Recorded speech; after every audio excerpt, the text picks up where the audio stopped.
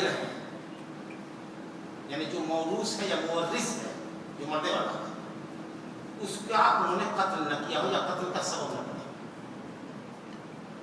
اگر بیٹے نے اپنے باپ کا قتل کر دیا یا قتل کروایا ہے تو جو قاتل بیٹا ہوگا وہ ترکہ پانے کا مستحق نہیں۔ اسی طریقہ سے اگر باپ مسلمان ہے، بیٹا یہودی ہے، کافر ہے، کوئی بھی ہے،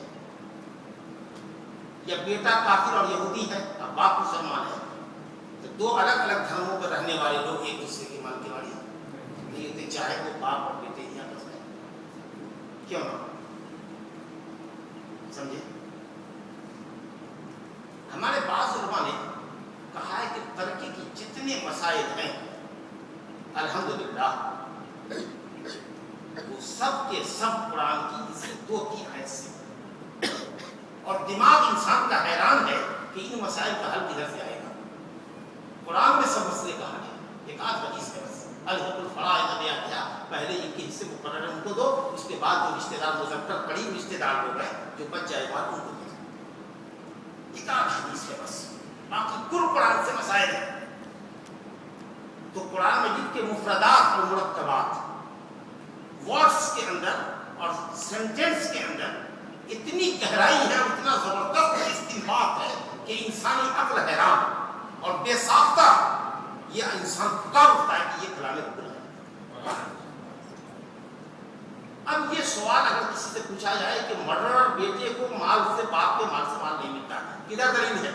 بلڈ کا رشتہ ہے، مال ڈالا سے دلیل اسی آیت میں ہے کہ بیٹے اور باپ کا شیئر اللہ نے متعین کرنے کے بعد کا تم نہیں جانتے کہ ان میں کا تمہارے لیے کون زیادہ نفع بخش ہے۔ اس کا مطلب ہے کہ باپ اور بیٹے کو شیئر اس لیے جا رہا ہے کہ میت کے لیے دونوں نفع بخش ہیں، لیکن جس بیٹے نے باپ کا قتل کیا کیا وہ باپ کے لیے نفع بخش رہا؟ کدھر ملتا مال؟ نہیں ملتا۔ الحمدللہ قرآن کسی آیت سے کر دیا۔ دو الگ الگ دینوں پر ہیں، آپ کے درمیان رشتہ ہے بلڈ کا، اسلام کا رشتہ ہے کہ وہ چاہتا ہے کہ کافروں کو مال مسلمانوں کا نہیں جانا چاہیے۔ جب بلڈ کا رشتہ اسلامی رشتے سے ٹکرا جائے تو کون سے رشتے کو ترجیح دی جاتی ہے؟ اسلامی رشتے کو۔ اے مومنوں، کافروں کو اپنا دوست بناؤ، وہ تمہارے دشمن ہیں، اللہ کے دشمن ہے، تمہارے دشمن ہیں۔ اولو الارحام واولو الارحام بعضهم اولى ببعض فی کتاب اللہ، رشتے دار ایک دوسرے کے مال کے زیادہ مستحق ہیں کب؟ جبکہ دونوں ایک دین پہ ہوں۔ جب الگ الگ دین پر ہیں تو کوئی رشتے دار یہاں اس کا مالک نہیں ہوگا، بیت المال پہ مال چلا جائے گا۔ ایک مسلمان کے پاس کوئی بھی نہیں ہے، سب اس کا کافر ہے، اکیلا وہ مسلمان ہوا ہے، اب پوری پراپرٹی اس کی ہے، اب کوئی بھی مسلمان نہیں ہوا تو پوری پراپرٹی کدھر جائے گی؟ بیت المال کے اندر۔ مسلمانوں کو کام آئے گی، اس کے باپ بیٹے بیوی کسی کو بھی کم نہیں آئے گی، کیونکہ وہ کافر ہے۔ اگر یہودیہ بیوی ہو، کرسچن ہو، جس سے شادی کرنا جائز ہے پھر بھی نہیں، کیونکہ دو الگ الگ دین ہیں۔ شادی تو جائز ہے کرسچن سے، لیکن الگ دین پہ ہے، اسی لیے ہمارا ترکہ مسلمان کو نہیں ہے، مسلمان کو نہیں۔ اس طریقے سے قرآن مجید میں مسائل کا حل کرنا۔ کبھی کبھی ایسا ہوتا ہے اسلام کی عدالت میں، ایک شخص مر گیا، بیوی کو چھوڑا ہے، بیوی کو پریگننٹ چھوڑ کے مر گیا، مال کی تقسیم ہونی ہے، دوسرے شیئرر جو ہے، میت کے پاس باپ ہے، ماں ہے، وہ میرا شیئر دو، بیوی کہتی ہے کہ میرا بھی شیئر دو، ارے وہ جو پیٹ میں بچہ ہے اس کا کیا بنے گا؟ تو بات اچھی یہ ہے کہ سب کو راضی کریں کہ عمل کو باہر لے جائیں۔ بیٹا آتا ہے کہ بیٹی آتی ہے، ایک بیٹا آتا ہے کہ دو بیٹا آتا ہے، جڑواں بچہ آتا ہے، سنگل آتا ہے، آنے دو، رکو، ویٹ، مگر کوئی ویٹ کرنے کو تیار نہیں۔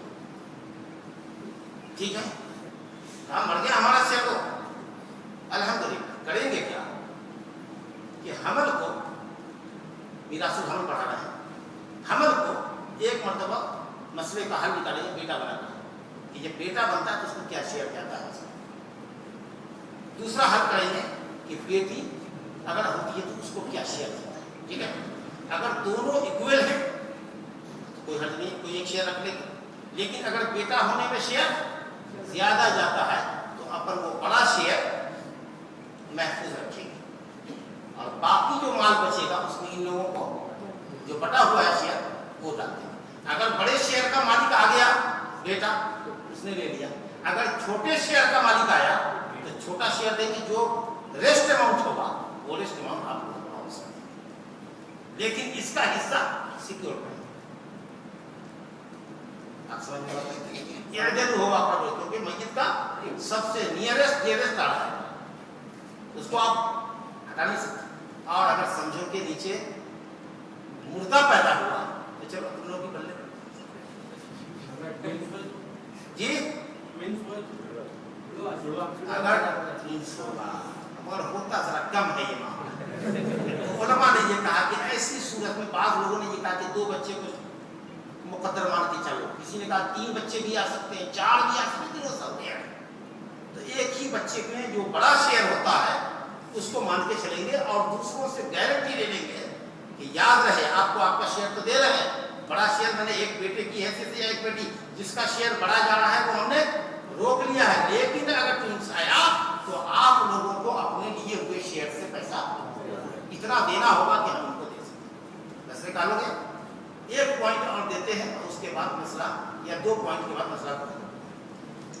کوئی انسان ایسا ہے جس کے پاس اولاد تو ہے لیکن اولاد نہ مذکر ہے نہ مؤنث. ماں باپ میں تو کوئی خنثی نہیں ہو سکتا, مخنث جس کو کہتے ہیں, نہ مذکر نہ مؤنث. اولاد میں ہو سکتا ہے بھی نہیں ہو سکتا, نہ مذکر ہے نہ مؤنث, اس کو کہتے ہیں مخنث. اب سب کو تو تم دے رہے ہو, ان کو کیا دو گے؟ ان کو مذکر مان کے دو گے کہ مؤنث مان کے دو گے؟ کیونکہ شیئر میں تو فرق پڑے گا. اللہ کی عدالت دیکھو, کیا اٹھو گے کہ واقعی کیا حرام ہے کیا اسلام. کہا دیکھو مخنث بچوں کے اندر پیشاب کے راستے سے فرق کیا جاتا ہے. اگر دونوں راستے ہیں, مرد کا اصل تناسب بھی ہے اور عورت کا بھی فرج دونوں بنا ہوا ہے اس کا, تو دیکھو پیشاب کس راستے سے آتا ہے, پوری تھیوری ہے. اگر فرج کے راستے سے پیشاب ہے اس کا مطلب یہ ہے کہ چیز گاؤں. اگر ذکر سے پیشاب آیا سمجھا گیا ہو سکتا ہے, ٹھیک ہے. تم کہو گے دونوں سے آتا ہے, تھوڑا اس راستے سے کیا تھا تھوڑا اس راستے سے, تو ہم کہتے ہیں پہلے کس سے آیا اس پر ہم تم کہتے ہو دونوں سے ایک وقت میں ایٹ اے ٹائم آتا ہے. ہم کہیں گے دونوں کے پیشاب کو الگ الگ جمع کرو, کوانٹٹی دیکھو کس راستے سے کوانٹٹی پیشاب کی زیادہ ہے. تم کہو گے دونوں راستے سے آتا ہے, ایک ساتھ آتا ہے, ایک ہی کوانٹٹی میں آتا ہے. سپوزٹ ہم کہیں گے کہ مسئلے کا ابھی حل نہیں کریں گے, اس کو جوان ہونے دو, دیکھتے ہیں اس کی داڑھی آتی ہے یا اس کو حیض جاری ہوتا ہے یا اس کو پستان ہوتا ہے, ادھر جاتے ہیں. نہیں سمجھا؟ الحمدللہ اگر بلوغت کے بعد بھی معاملہ ظاہر ہو گیا تو کلیئر نہیں. مذکر مؤنث میں جدت فیصلہ ہو گیا, فیصلہ کے حساب سے تمہارے پاس ہے مذکر کا یہ شیئر مؤنث کا یہ شیئر. لیکن اللہ کی مرضی جب جوان ہوا تو مشکل کا مشکل ہی معاملہ کلیئر نہیں ہوا کہ یہ مذکر ہے کہ مؤنث. کیا کرو گے؟ اگر مذکر کا حصہ دیتے ہو تو دوسرے شیئر ہنگامہ کرتے ہیں نہیں یہ مؤنث ہے. اگر مؤنث کا شیئر اس کو دیتے ہیں تو یہ روتا ہے کہ نہیں میں مذکر ہوں, میرا بڑا شیئر کیسے آپ ہٹاتے ہیں. علماء نے فتویٰ دیا, اللہ کہتا ہے اعدلوا هو اقرب للتقوى, انصاف کا فیصلہ کرو. ایک مرتبہ اس کو مانو مذکر, ایک مرتبہ مانو مؤنث, ٹھیک ہے. مذکر میں مثال کے طور پر 200 روپے آتا ہے اس کو شیئر, مؤنث میں آتا ہے اس کو 100. تو کتنا ہوا 300, 300 کا ہاف ہوتا ہے. مذکر کا ہاف مؤنث کا آ گیا 150. سولوشن ہو گیا. دنیا کے اگر عقل مندوں کو بیٹھا دیا جاتا تو اس مخنث کو جو جوان ہونے تک بھی کلیئر نہیں ہوا کہ مذکر جائے گا کہ مؤنث جائے گا, تو مذکر دیتے ہو تو دوسروں کا حق مارتے ہو, مؤنث دیتے ہو تو خود اس کا حق مرتا ہے, فیصلہ کر کے دو. تو ہم سمجھتے ہیں کہ کئی مہینہ تک دنیا کے سارے عقلاء اگر سر جوڑ کر کے بھی بیٹھ کے آتے تو نہیں ہوتا. اگر اسلام نے یہ رول نہ دیا ہوتا کہ عدل اور انصاف کا یہ تقاضا ہے کہ جب نہ مذکر ہے نہ مؤنث ہے تو آدھا مذکر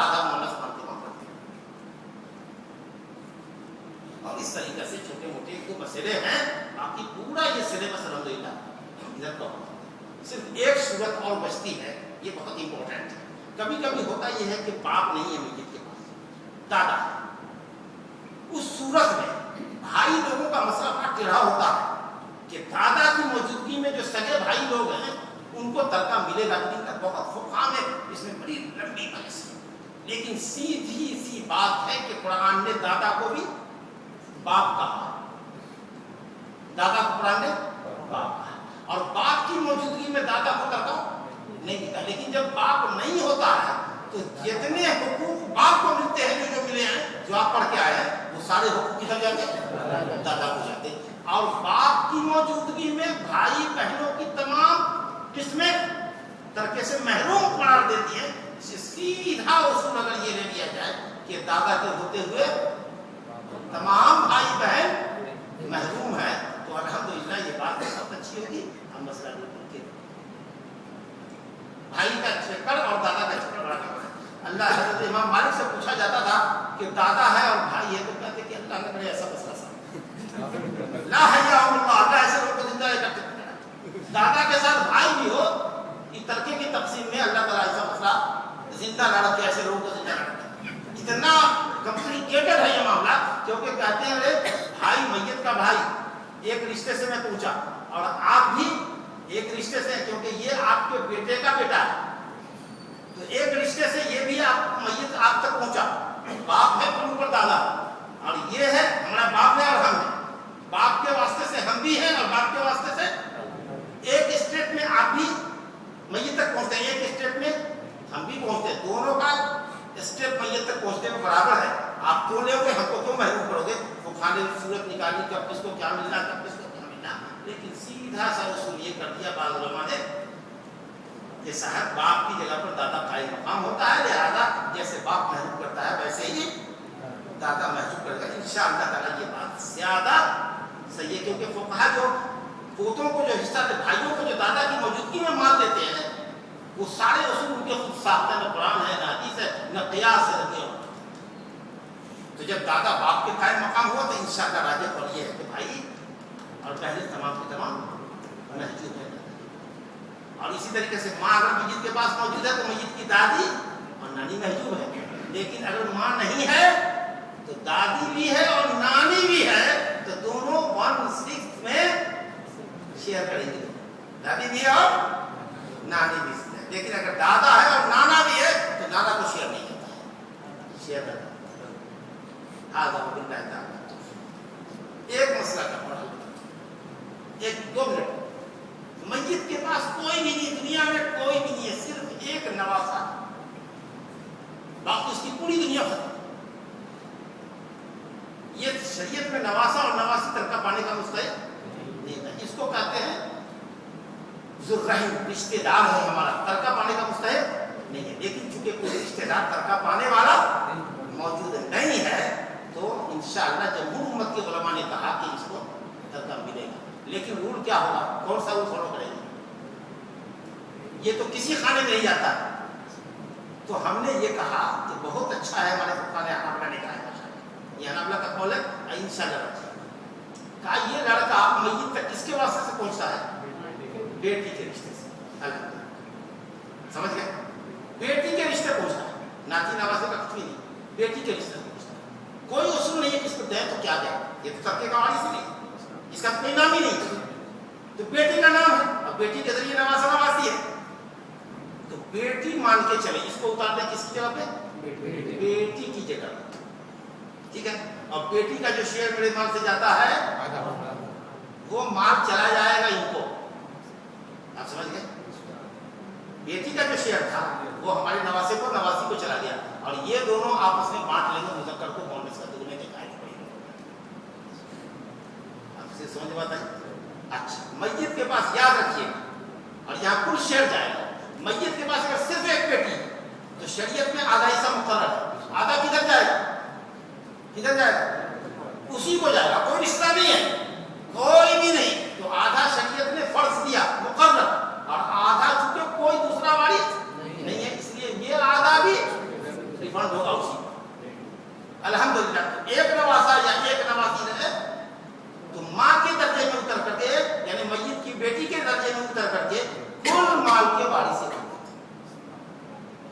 سبحانك اللهم وبحمدك اشهد ان لا اله الا انت استغفرك واتوب اليك. صلی اللہ علیہ وسلم وآلہ وسلم.